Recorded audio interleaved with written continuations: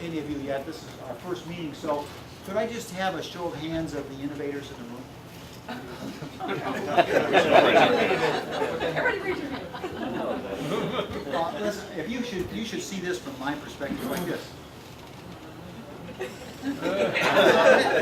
So I saw him raise his hand, Mike, and I'm raising mine too, right? So I'm going to tell you a story, and then I'll see if you change your mind.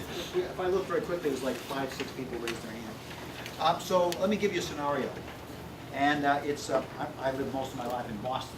So even though I'm from Ohio, I've lived most of my life in Boston. Please assume the following scenario. It's you're staying at the Motel 3. It's half as good as 6. Government rates. And so it's snowing outside, and it's 6 o'clock in the morning. And you get up in your bathrobe and bare feet.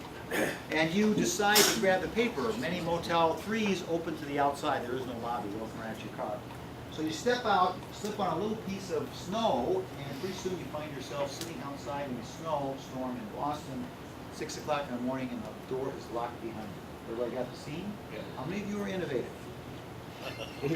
Yeah, how many of you are innovative? You don't raise your hand. Darwin was right. You deserve to die. Right? Okay. So I'll make the following assumption. You could disagree perhaps, but I think actually a human characteristic is the ability to innovate. I don't think we'd be alive as a human race if we weren't pretty adaptable and innovative. I know you took the curtain to the KAI, and that'll look at individual differences, but our species wouldn't be around very long if we weren't able to figure things out. I bet there's not a person in here who doesn't know how to open a beer bottle without an opener.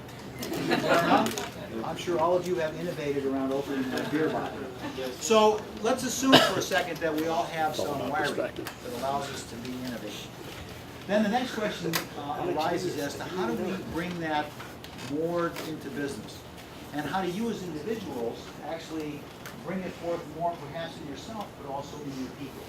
By the end of the class today, I'll show you 11 behaviors that if you practice as a leader, 11 behaviors that you can practice as a leader will bring out innovation in your organization. No resources necessary, just the practice of what we think of as entrepreneurial behavior. I'll show you those 11 behaviors near the end of the day.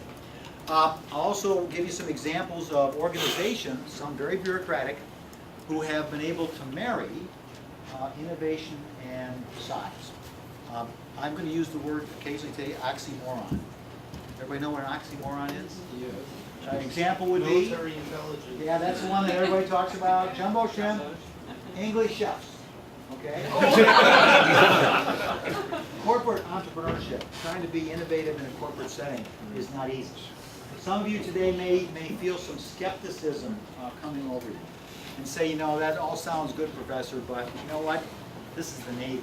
You know, it's a big organization, a lot of rules and regulations, and you know, you can't be very inventive, innovative in the Navy. So I'll give you some examples of other organizations that are equally large, maybe larger than you are, and maybe more bureaucratic, and still show you that they have been able to figure out how to balance size, structure, rules with innovation. So